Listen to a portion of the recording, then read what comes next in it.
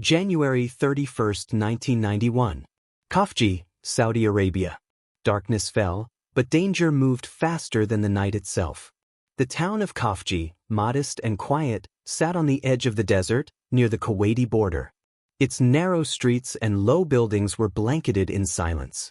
Streetlights flickered intermittently, casting long shadows over sand-dusted roads. Shops were shuttered, and families huddled in their homes, unaware that the world outside was exploding with conflict. Hundreds of miles away, the Gulf War had already erupted, and now its first tremors were about to reach Khafji. At the Iraqi border, Major Tariq Hassan, 40 years old, stood hunched over a tattered map, flashlight glinting against its creases. His face was tense, brows knitted as he traced the desert paths with his finger. Hassan had trained for this night for months. His mission was clear: cross into Saudi territory, seize Khafji, and test the coalition's strength. Iraqi tanks rumbled faintly in the distance, their engines muffled by the desert wind. Dust swirled around their massive wheels. The reconnaissance drones overhead sent back a trail of smoke signals, silent markers that the invasion was about to begin. Tariq Hassan's soldiers, mostly in their late 20s and early 30s, moved with precision. Each squad had rehearsed the plan repeatedly. They knew the importance of stealth. One wrong move could alert coalition forces and destroy the operation before it began. Hassan's confidence was tempered by caution. He had been ordered by Saddam Hussein himself to ensure success. Failure was not an option. Meanwhile, Ahmed al-Saad, approximately 32, paced inside the Saudi command tent. He ran his hands through his hair, reviewing scattered intelligence reports. Satellites had picked up unusual troop movement along the Iraqi border, but details were vague. Some reports indicated a small maneuver, others suggested a larger offensive. Ahmed's instincts screamed that something significant was coming. Every second felt stretched, every movement in the desert potentially fatal. His soldiers, well-trained but anxious, were ready to respond at a moment's notice. Across the same desert, John Miller, 35, and Captain David Clark, 29, monitored radio chatter in the coalition command center. Marines with night vision goggles scanned the dark horizon. Reports trickled in of Iraqi forces mobilizing under cover of night. Miller's experience told him that night assaults were tricky, advantageous for the attacker but deadly if misjudged. He understood that a single delay in reaction could cost hundreds of lives. Clark checked his coordinates and mapped potential choke points, mentally preparing for a battle that was about to engulf Khafji. By 10:45 p.m., the first Iraqi tanks breached the border. Dust and sand whipped into the air as explosions began along the outskirts. Alarms rang in scattered houses. Civilians screamed and scrambled for cover. Ahmed al-Saad's soldiers reacted instantly, coordinating defensive positions along streets and key junctions. The night sky lit up with tracer rounds and bursts of gunfire. John Miller called in air support. F-15s streaked across the sky, their flares illuminating the desert terrain. Apache helicopters swooped low, engaging tanks and armored vehicles with precision. Chaos rippled through the town as Iraqi infantry advanced, moving from house to house. Streets that had been alive with daily life hours earlier were now littered with rubble, abandoned cars, and terrified civilians.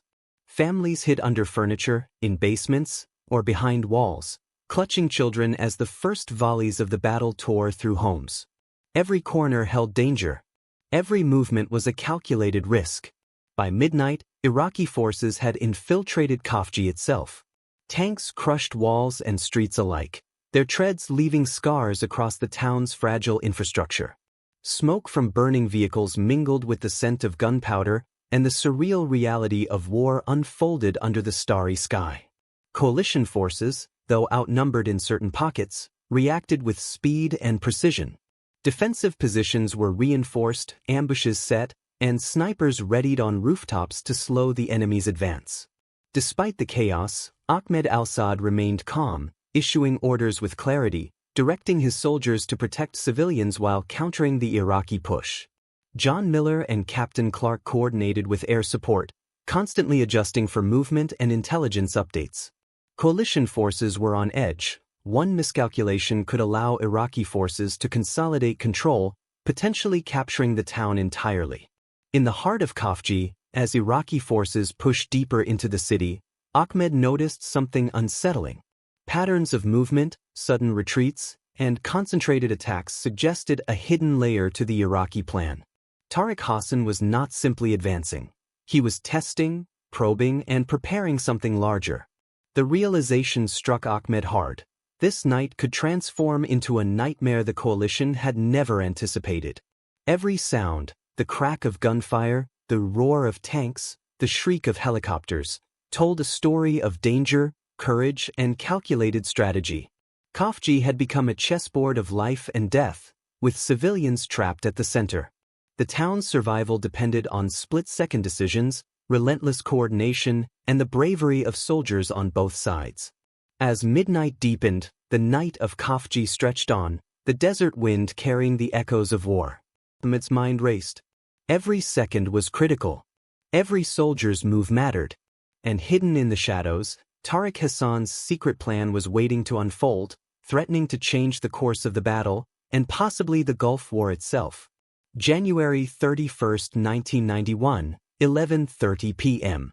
Khafji streets were no longer streets. They were a maze of gunfire, smoke, and panic.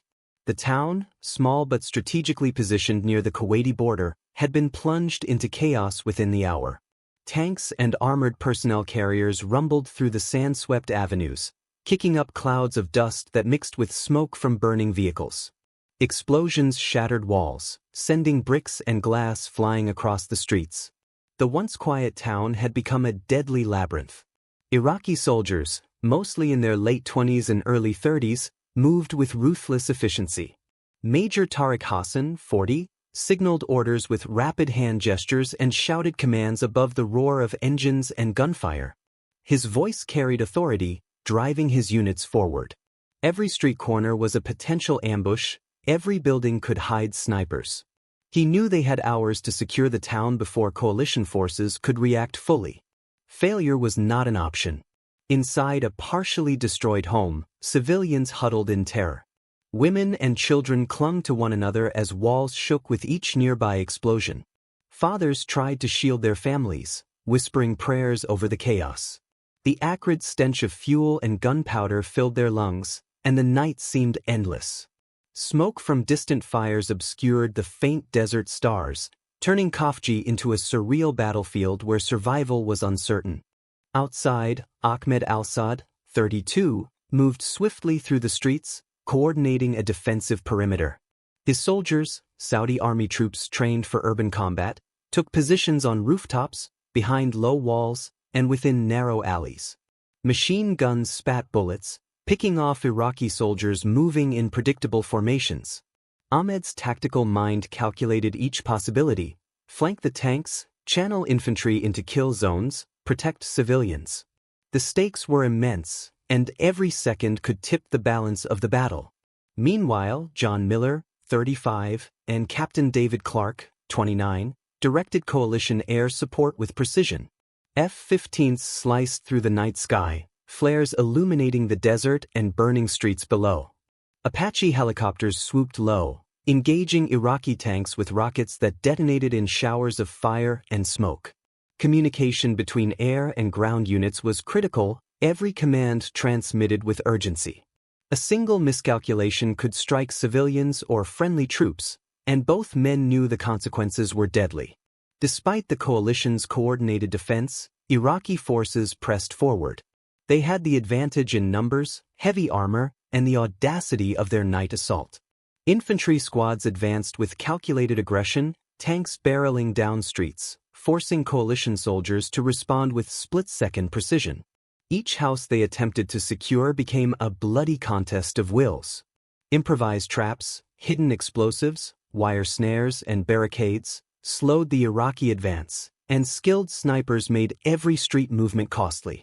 Captain David Clark noticed a damaged Iraqi tank blocking a key intersection. He acted immediately, guiding a small detachment to flank it. Rockets fired, and the tank erupted in a massive fireball. The remaining infantry nearby scrambled to reroute, giving coalition forces a momentary advantage. Ahmed al-Saad used the pause to evacuate trapped civilians and reinforce key positions, turning what could have been a tactical disaster into a fragile opportunity. In the chaos, Major Tariq Hassan realized that the coalition's coordination was stronger than anticipated. Their intelligence, communication, and quick response maneuvers disrupted his strategy. Every street conquered by his forces now came at a higher cost in men and material. The night that had promised surprise and swift victory was transforming into a grueling slog. The hours crawled forward. Gunfire crackled, buildings smoldered, and the desert wind carried the smoke and the screams of the trapped. Coalition and Iraqi forces engaged in a deadly dance, each trying to anticipate the other. Soldiers moved in short bursts, tanks crept cautiously, and helicopters hovered, ready to intervene. Civilians, huddled in corners and basements, prayed silently, listening to the distant roars of artillery and the shouts of soldiers. As the first light of February 1st crept over the desert horizon, shadows stretched long across Khafji. The night's fighting had taken a toll on both sides. Soldiers were exhausted, tanks were damaged, and streets were littered with debris. Both the coalition and Iraqi forces braced for the critical moments to come. Major Tariq Hassan, aware of the diminishing element of surprise, began preparing a desperate tactic, an all-or-nothing maneuver that could either secure Khafji for Iraq or destroy the remnants of his army entirely. Every eye in Khafji was fixed on the unfolding battle. Soldiers, civilians, and commanders alike sensed that the coming hours would determine the town's fate. The night had tested courage, strategy, and endurance. And now, as dawn threatened the horizon, the ultimate clash was imminent. Khafji had survived the darkness, but survival alone would not end the nightmare. What awaited with the sunrise could change everything. Chapter 3, Counterattack at Dawn, Script. February 1st, 1991, 5:30 a.m. The first pale light revealed a town scarred by war, and a chance to strike back. Khafji lay battered under the cold desert dawn. Smoke curled from the ruins of buildings, the charred skeletons of vehicles marking streets that had once been filled with everyday life. The groans of the wounded echoed through alleyways littered with rubble.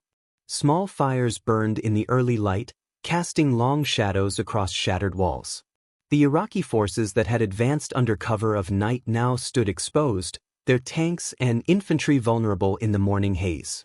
Major Tariq Hassan, 40, surveyed the battlefield from a slight rise on the edge of town. His face was drawn tight, tension etched into every line. The town's destruction had not delivered the victory he expected. Instead, it had revealed gaps, weaknesses, and the growing strength of coalition resistance. Ahmed al-Saad, 32, watched from the command post, heart pounding but mind sharp. Reinforcements had arrived overnight. Qatari units and U.S. Marines added muscle and firepower to the Saudi defenses. Soldiers moved with the precision of a well-oiled machine, communicating in short, clipped bursts over radios. Every man understood the stakes. Civilians remained trapped in homes and basements, and every delay could allow Tariq Hassan to regroup. Ahmed gave rapid-fire orders, directing squads to rooftops, key intersections, and alleys. Every position was vital, every moment mattered. Captain David Clark, 29, led a small U.S. Marine unit toward a key intersection where Iraqi tanks had established a defensive line. Smoke hung thick in the air, mingling with dust kicked up by the tracks of heavy armor. Flares ignited the ground below, revealing the twisted metal of a city under siege. Apaches circled low, precision-guided missiles streaking through the smoke, targeting the Iraqi armor. Flames leapt from vehicles, black smoke spiraled into the sky, and the streets became a surreal battlefield where the devastation of night met the stark clarity of daylight. Major Tariq Hassan struggled to rally his men. Communications lines were disrupted by coalition air strikes. His infantry hesitated under the crossfire, trying to secure buildings and checkpoints. Snipers picked off soldiers with lethal precision, and small squads of Saudi troops harassed every advance. Tanks, once the backbone of his assault, were now vulnerable, their heavy armor not enough to guarantee safety. The ground advantage he had seized overnight began slipping from his grasp. John Miller, 35, coordinated artillery and air support from the coalition command post. Using intelligence and visual reconnaissance, he directed strikes with pinpoint accuracy. Every hour saw Tariq Hassan's plan unravel further. Iraqi forces were caught in a deadly vice: slow their push and risk collapse, or advance recklessly and suffer massive casualties. Miller watched as the balance tipped, knowing that Khafji's survival hung on the effectiveness of every strike, every maneuver. Civilians began to move cautiously through the streets. Small groups emerged from basements and shelters, led by Ahmed soldiers.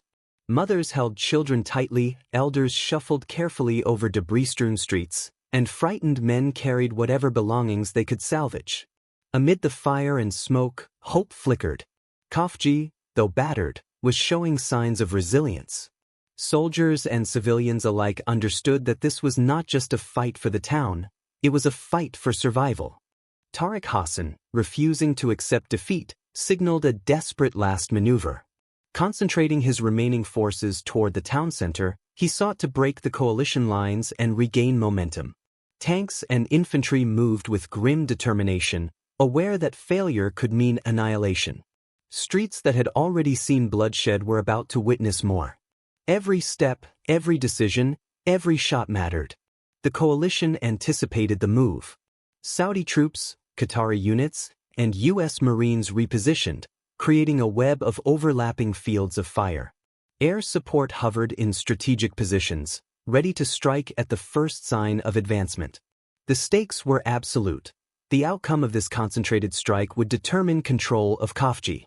As the sun climbed higher, illuminating the ruined town, both sides braced for the impending clash. Tariq Hassan's bold strike approached the heart of Khafji, a high-risk gamble that could either reverse the tide or ensure total defeat. Every soldier held their breath, every commander calculated, and the desert itself seemed to pause for the decisive moment. The first light of February 1st revealed a battlefield transformed by night and fire. The coalition had weathered the initial storm, but the critical moment was at hand. Tariq Hassan's desperate maneuver would either deliver a shocking comeback or seal the fate of his remaining forces. Khafji's destiny, and the morale of everyone involved, hung on the edge of a knife. February 1, 1991, 8 a.m. Khafji's center became a storm of fire, metal, and desperation. Major Tariq Hassan, 40, gathered his remaining troops at the edge of the main street. Dust and smoke swirled around his boots as tanks rumbled behind him, their engines growling like beasts. Infantry surged forward, moving with grim determination, their weapons ready to unleash devastation. The streets, scarred by the previous night's fighting, were a treacherous maze of rubble, burning vehicles, and shattered walls. Every turn could hide an enemy ambush. Every step could be a soldier's last. Tariq Hassan signaled with rapid gestures. His strategy depended entirely on momentum. The town's center had to fall quickly before coalition forces could consolidate. But the dawn light revealed vulnerabilities he had not seen under the cover of darkness. The destruction that had seemed an advantage overnight now highlighted exposed flanks, gaps in supply lines, and the strength of the opposition. Ahmed al-Saad, 32, anticipated the move. From a reinforced command point, he watched the Iraqi advance with steely eyes. Saudi soldiers, now reinforced by U.S. Marines, had fortified critical intersections, corners, and buildings. Snipers took positions on every rooftop, rifles trained on predictable Iraqi paths. Small squads executed hit-and-run tactics, firing, disappearing into alleyways, then striking again. Every attack slowed the advance, every defense forced Iraqi troops into traps. Coordination between units was flawless. Every second of hesitation for the enemy was precious time for Ahmed's forces. Captain David Clark, 29, led a daring maneuver. He took a small detachment and flanked two of the heaviest Iraqi tanks advancing toward the square. Anti-tank missiles launched with precision, and explosions tore through the early morning haze. Smoke and debris clouded the streets. Iraqi infantry froze, caught between advancing coalition troops and burning armor. For the first time, doubt flickered in Tariq Hassan's eyes. Momentum was slipping away. His carefully planned push now faced resistance he had not accounted for. Above the town, F-15s streaked across the sky, joined by Apache helicopters circling low. Rockets and missiles rained down with surgical precision. Supply lines that had been Hassan's lifeline were severed. Radio communications scrambled and failed. His attempts to call for reinforcements yielded nothing. The sky, once neutral, had become a lethal ally for the coalition, turning every maneuver, every retreat into a gamble. John Miller, 35, observed from the command post. He tracked fleeing Iraqi soldiers across streets and desert outskirts, their formation broken, their morale crumbling. Soldiers ran through alleyways, abandoned vehicles, and sand dunes, pursued by coalition fire and under the threat of airstrikes. Civilians peeked from corners, terrified but beginning to glimpse the possibility of survival. Ahmed moved among his troops, encouraging, directing, and reinforcing morale. Every word mattered. Every gesture mattered. Every second mattered. By mid-morning, the Iraqi push had stalled entirely. Tanks lay destroyed or abandoned in streets and alleys. Infantry units surrendered in scattered pockets. The dream of occupying Khafji, carefully orchestrated by Saddam Hussein himself, was slipping through Hassan's grasp. Yet Tariq Hassan was not finished. Refusing to yield, he began preparing a last, desperate maneuver. A concentrated ambush in the town's heart, designed to inflict maximum casualties and buy time for retreat, took shape. His officers hesitated, recognizing the risk. One misstep could transform the near defeat into total annihilation. Every weapon, every soldier, every building would be part of the trap he was laying. The town held its breath. Streets once echoing with chaos were now tense with anticipation. Coalition forces fortified their positions, aware that a final gambit could still unleash havoc. Snipers adjusted their sights, machine guns were ready, and air support hovered on standby. Khafji, battered but defiant, became the center of a deadly chessboard. As coalition troops tightened the noose, Tariq Hassan's last gamble threatened to either turn the tide or seal his army's fate. Every second passed like an eternity. Smoke, fire, and the sound of distant artillery framed the scene. The battle, fought for survival, strategy, and honor, was reaching a pivotal, terrifying turning point. The desert wind carried dust, ashes, and the faint cries of the wounded. Every corner of Khafji was alive with movement, yet every move had consequences. Soldiers waited, ready to strike or defend. Civilians clutched their loved ones, watching the drama unfold from hidden shelters. The fate of the town, the men, and the legacy of the first Gulf War night hung by a fragile thread. Tariq Hassan's eyes scanned the streets one final time, calculating, adjusting, preparing. His plan was audacious, desperate, and dangerous. The coming hours would decide whether Khafji fell completely into Iraqi hands or whether coalition strategy, courage, and firepower would cement a defining victory. Chapter 5. Collapse of the Invaders. Script. February 1, 1991, 11 a.m. Khafji's streets echoed with the sound of retreat and the collapse of an army. The battle that had raged since the previous night was finally tipping in favor of the coalition. Major Tariq Hassan, 40, had attempted a last desperate ambush at the town center, concentrating his remaining troops in one final push. Tanks barreled down the main avenues, infantry moved through rubble-strewn streets, and explosions echoed from every corner. Yet the coalition's coordinated defense had withstood the assault. F-15s streaked across the sky, Apaches hovered low, and artillery fire struck with devastating precision. Tariq Hassan's audacious plan began to crumble. Tanks, once symbols of Iraqi strength, now smoldered as burning hulks in intersections and alleys. Infantry soldiers, disoriented and demoralized, scattered in small pockets, unsure where to regroup. Tariq Hassan's confidence, hard-won over decades of military experience, had evaporated. His mission, to capture Khafji and shake the coalition, was unraveling before his eyes. He moved between squads, shouting orders, but every command seemed futile against the relentless combination of coalition strategy, firepower, and determination. Ahmed al-Assad, 32, moved swiftly through the town, coordinating the final clearing of remaining Iraqi positions. His soldiers, reinforced by U.S. Marines, combed every building, alleyway, and street. Rooftops were checked, sniper nests eliminated, and debris cleared to prevent further ambushes.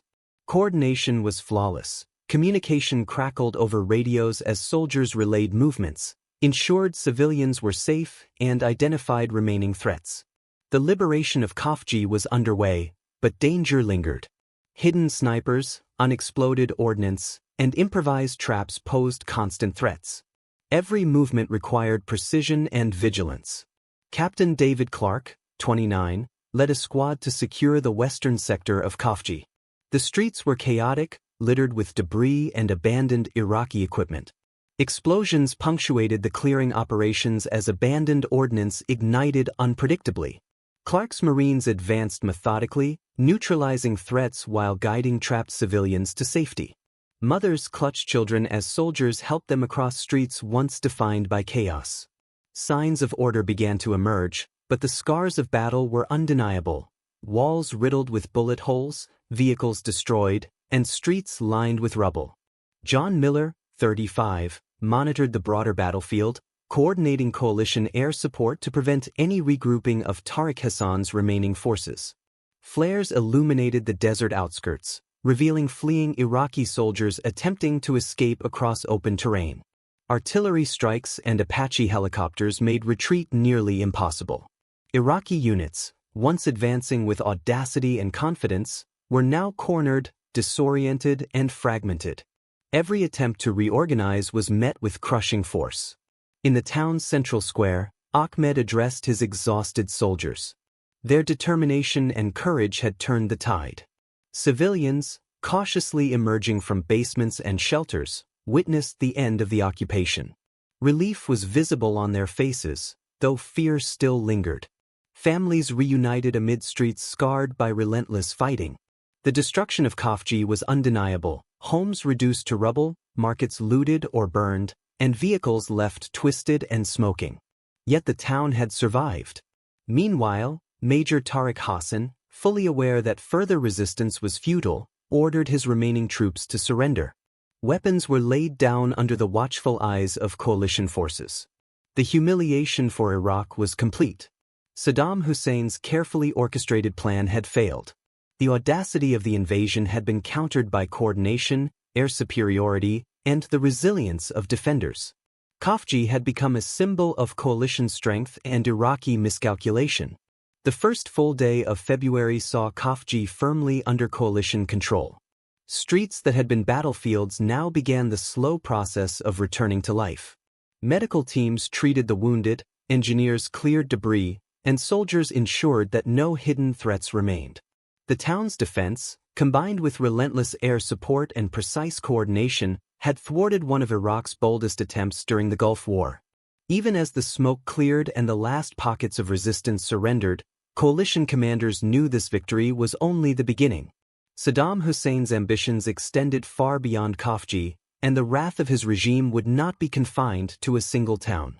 The lessons learned here, the value of coordination, intelligence, and morale, would guide future engagements. Khafji had survived, but the Gulf War was far from over. Every soldier, every civilian, and every commander understood that the next battle could be even more devastating. February 1, 1991, 2 p.m. The desert swallowed the remnants of Iraq's invasion force. Khafji, once a quiet border town, now bore the scars of relentless fighting. Streets were littered with debris, smoldering vehicles, and shattered buildings. The air smelled of smoke, dust, and gunpowder. Iraqi forces, battered and demoralized after hours of intense combat, were forced into a chaotic retreat. Tanks that had roared through the town overnight now lay abandoned, burning hulks scattered across the outskirts. Infantry moved in disarray, some surrendering where they stood, others stumbling through sand and rubble. Major Tariq Hassan, 40, led the remaining soldiers into the open desert, desperately hoping to evade coalition pursuit. His face was drawn, sweat streaking the grime of battle, and his eyes betrayed the grim realization that the night's gamble had failed. Ahmed al-Sad, 32, observed the retreat from a reinforced command post. Maps were spread across tables, radios crackled with reports from soldiers in every sector, and the movements of fleeing Iraqis were tracked with precision. His own troops, exhausted from hours of combat, shifted focus seamlessly. Priority 1. Secure the town, ensure civilian safety, and cut off any escape routes. Qatari reinforcements patrolled the key exits, their armored vehicles forming barriers in the desert, funneling retreating troops into zones where coalition forces could intercept. Every escape route was accounted for, every movement anticipated. Captain David Clark, 29, led a Marine squad along the northern corridor. The desert stretched endlessly, dunes hiding small groups of Iraqi soldiers attempting to blend into the sand. Clark's squad advanced cautiously, scanning every ridge and depression. One by one, these remnants were captured or compelled to surrender. Coalition air support, F-15s streaking high above, Apaches circling low, swept the desert with calculated precision. Missiles and strafing runs ensured Tariq Hassan's fragmented forces could not regroup or reorganize. Each engagement was swift, decisive, and mercilessly effective. From a nearby command post, John Miller, 35, documented the scale of the failure. Hundreds of Iraqi soldiers abandoned weapons, leaving behind tanks, trucks, and supplies. Ammunition caches, radios, and vehicles were strewn across the sands, a testament to a strategy that had crumbled under superior coordination and overwhelming firepower. Tariq Hassan's ambitious plan, once poised to seize Khafji, had collapsed entirely. The invaders were now reduced to fragments, fleeing across a hostile desert that offered no sanctuary. Civilians began to emerge cautiously from shelters. Mothers called for their children, scanning the streets for danger. Elders moved slowly through debris-strewn avenues, clutching canes or walking sticks, while men salvaged what they could from destroyed homes. The terror of the previous night lingered, but there was a flicker of relief. Khafji had survived. The town, though battered, had resisted occupation. Its people could breathe again, if only for a moment. As the sun climbed higher, burning bright over the desert, coalition forces solidified control of the town. Streets were patrolled, checkpoints established, and remaining Iraqi positions cleared. Strategic coordination, swift decision-making, and relentless courage had ensured victory. Tariq Hassan's retreat into the desert marked the final stage of Iraq's failed attempt to hold Khafji. The town's liberation was complete, but the broader war loomed, far from over. Even in defeat, the shadow of Saddam Hussein remained. Khafji had been defended, yet the Gulf War had only just begun. Coalition leaders understood that this was a prelude, a small but symbolic victory. The dictator who had unleashed a bold invasion was still at large, capable of retaliation and further aggression. Soldiers, civilians, and commanders alike braced for the next move. Khafji's survival had been hard-won, but the war stakes had only risen. Every eye turned to the horizon, anticipating the next act in a conflict that would define the region. February 2, 1991, dawn. Khafji's streets were silent, but the echoes of war still screamed. The town lay in ruins. Buildings, once vibrant with life, were charred shells. Vehicles smoldered, some completely destroyed, leaving blackened frames as stark reminders of the night before. Streets were strewn with debris, shattered glass, twisted metal, and the remnants of homes and shops. For the civilians of Khafji, the nightmare of the past 2 days had left indelible scars. Families returned cautiously, stepping over rubble and broken walls, sifting through the wreckage to salvage what little remained of their possessions. Fear clung to every corner. Mothers held children close, their faces pale with exhaustion, as fathers inspected what had survived the firestorm. The streets were quiet, but each creaking beam and distant groan reminded the town that death had passed through recently and had left its mark. Coalition commanders, including Ahmed al-Assad, 32, and John Miller, 35, moved through the devastated city, assessing the aftermath with a mix of relief and concern. Every building, every street, every alley told a story of the fierce fighting that had unfolded just hours earlier. Smoke drifted lazily from burned-out tanks scattered along main avenues. The stench of gunfire and explosives lingered heavily in the desert air. Signs of combat were everywhere, craters from artillery shells, scorch marks on walls, abandoned weapons, and overturned vehicles. Even in victory, the human and material cost of war was undeniable. Major Tariq Hassan's retreat had been catastrophic. The Iraqi forces that had stormed into Khafji with confidence were now fragmented and broken. Hundreds of soldiers lay dead or wounded, their uniforms stained with sand, blood, and the dust of battle. Others had been captured, shackled, and led away under the watchful eyes of coalition troops. Tariq Hassan, once a figure of authority and intimidation, now faced humiliation.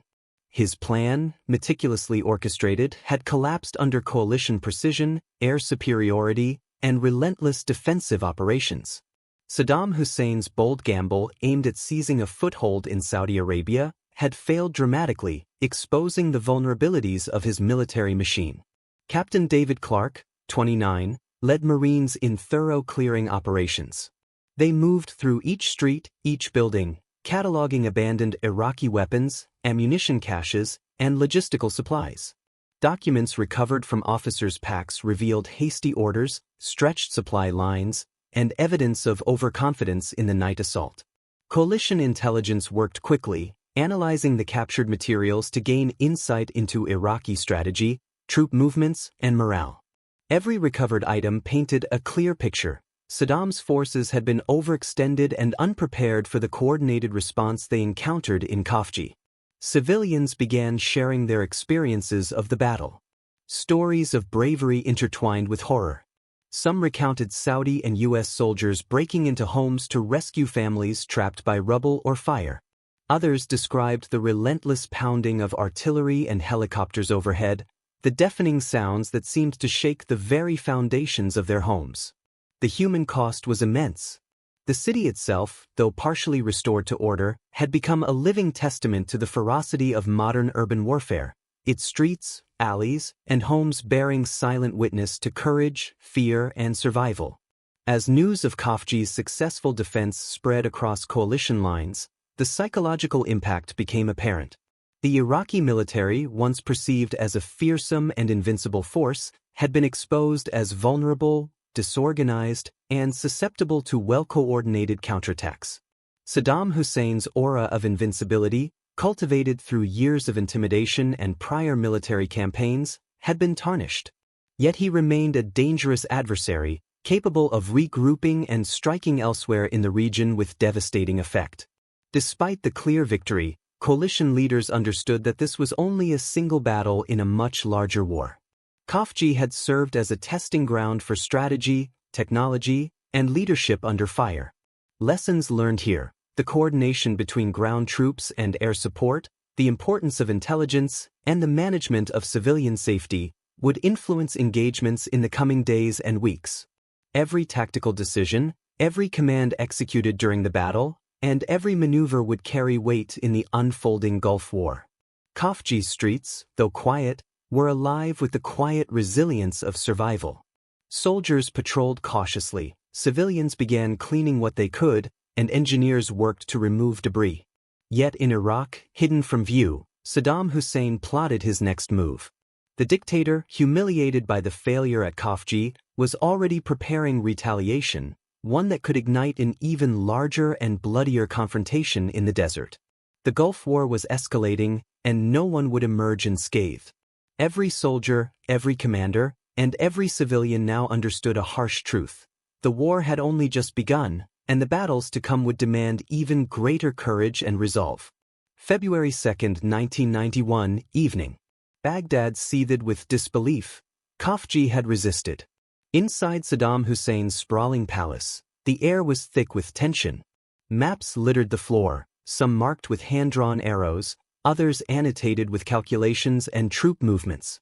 Radios crackled intermittently, carrying fragmented reports from the front lines.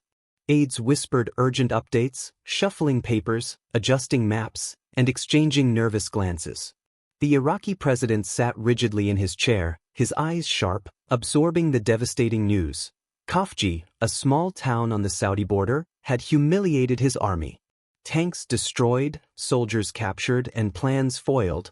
What should have been a swift victory had become a public embarrassment. The pride and reputation of Iraq's military, carefully cultivated over decades, was tarnished in a single night. Major Tariq Hassan, 40, entered the room. His uniform was stained with dust, sweat, and traces of blood from the battle. He reported in person, detailing the chaotic retreat of Iraqi forces, the disorganized withdrawal, and the crushing failure of the night assault. Tanks had been abandoned or destroyed, infantry had scattered across the desert, and morale was shattered. Tariq Hassan's words cut through the palace's tension, and Saddam's eyes burned with fury. Every detail of the operation had been meticulously planned, or so he thought. But coalition air superiority, Saudi coordination, and relentless ground resistance had turned his strategy into disaster. Rage and disbelief intertwined as he slammed a hand against the table, sending papers fluttering across the marble floor. Across the Gulf, coalition commanders analyzed the unfolding events. Ahmed al-Saad, 32, moved through the command tent in Khafji, pointing to maps, marking positions, and debriefing officers. John Miller, 35, tracked Iraqi movements, noting how coalition air power and coordinated ground maneuvers had decimated the invading force. They discussed lessons learned. Night assaults without accurate intelligence were perilous, local knowledge was indispensable, and precision air strikes could neutralize even heavily armored forces. The morale boost was palpable. Khafji had become a symbol of coalition efficiency, coordination, and resolve, demonstrating that a small, well-organized force could repel a numerically superior enemy. Back in Khafji, civilians began the slow process of rebuilding. Streets once echoing with gunfire now filled cautiously with movement. Families salvaged belongings from destroyed homes, patched damaged structures, and returned to routines disrupted by the violence. Yet the psychological scars were deep. Children clung to parents, elders whispered prayers, and men inspected damaged shops and vehicles with wary eyes. Everyone knew the danger was far from over. The specter of Iraqi retaliation loomed large. Meanwhile, Saddam Hussein demanded explanations and accountability. Internal investigations were ordered, officers were questioned, and blame circulated rapidly through the Iraqi military hierarchy. Confidence in leadership wavered, tensions escalated, and the failures at Khafji became a political and military headache that the regime could not ignore. Every general, every planner, faced scrutiny, their decisions dissected, and their reputations tested. Coalition intelligence monitored Iraqi movements closely, anticipating the next gambit. Analysts knew one thing for certain: Saddam could strike suddenly, with bold and unexpected maneuvers. But Khafji had proven that with superior coordination, technological advantage, and timely intelligence, even the most aggressive attacks could be countered. Lessons from the battle would shape strategies for the coming days, guiding troop deployments, air missions, and operational priorities.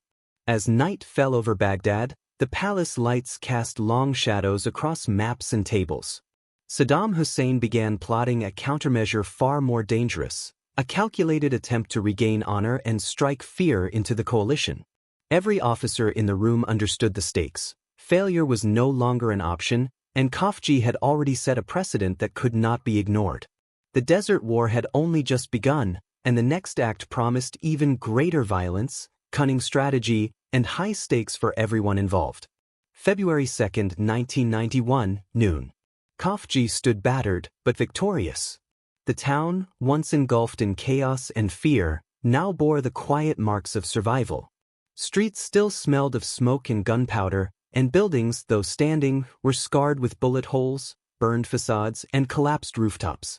Coalition forces had secured every sector. Soldiers patrolled the main streets and alleys, ensuring no remnants of Iraqi resistance could threaten the town. Tanks and armored vehicles, once symbols of invasion, now lay abandoned or destroyed along the desert outskirts, a testament to Saddam Hussein's failed gamble. Iraqi forces had either surrendered, captured in groups by coalition troops, or retreated into the harsh desert, their morale broken and organization shattered. The night-long assault, designed to intimidate and overwhelm, had spectacularly failed. Ahmed al-Saad, 32, moved carefully through the ruins with his soldiers. They assisted civilians, helped rebuild temporary shelters, and coordinated the distribution of supplies. Families cautiously returned to their homes, children peering around corners where smoke still drifted from burned buildings. Mothers clutched their children tightly, while fathers inspected what remained of their shops and homes. Though relief filled the air, the memories of explosions, gunfire, and terror lingered heavily. Every face told a story of fear, endurance, and survival. The townspeople, once trapped in the chaos of invasion, began reclaiming a sense of normalcy step by painstaking step. Khafji's survival was a testament to courage, coordination, and the power of timely intelligence. Captain David Clark, 29, and John Miller, 35, oversaw the meticulous clearing of the remaining pockets of resistance. Every building, alleyway, and rooftop was checked. Coalition air support remained on high alert, ensuring that no Iraqi reinforcements could approach the town or reorganize from nearby positions. The message was clear: Khafji would not fall again. Even small movements were tracked, every potential threat neutralized, and the town's safety reinforced through constant vigilance. Soldiers moved with precision, demonstrating that discipline and coordination could turn chaos into controlled security. For Saddam Hussein, the outcome at Khafji was more than a military defeat. It was a blow to prestige, strategy, and perception. The Iraqi military, long feared as a formidable force in the Gulf, had been exposed as overconfident, vulnerable, and ill-prepared for a coalition response that combined technology, intelligence, and strategic ground operations. The failure halted Iraq's momentum, undermining the perception of invincibility and forcing the regime to reconsider future maneuvers. Baghdad seethed with disbelief as reports confirmed the scale of the humiliation. Tanks destroyed, soldiers captured, and plans thwarted in a single, decisive engagement. As the dust settled, the human cost became clear. Lives had been lost, families displaced, and the city physically scarred. Yet the psychological triumph of survival resonated deeply. Khafji had endured a night-long siege and emerged victorious against overwhelming odds. The courage of coalition forces, the coordination of Saudi, Qatari, and U.S. units, and the resilience of civilians had combined to turn what could have been a devastating loss into a symbol of resistance. Every corner, every street, and every surviving building told the story of endurance and determination. The Battle of Khafji reminds us that courage, strategy, and unity can overcome even the most unexpected attacks. It is a lesson in resilience, teamwork, and the human spirit under extreme pressure. History is full of moments like these, where decisions on the battlefield shape the future of nations. Learn from these events, understand the consequences of conflict, and never forget the people who lived through these moments. Dive deeper into history, explore the untold stories of war, and let knowledge guide you toward a more informed perspective on global events. Every story matters, and every lesson can change how we view the world. Khafji's victory is not just a military success, it is a reminder that preparation, courage, and collective action can turn the tide even in the darkest hours.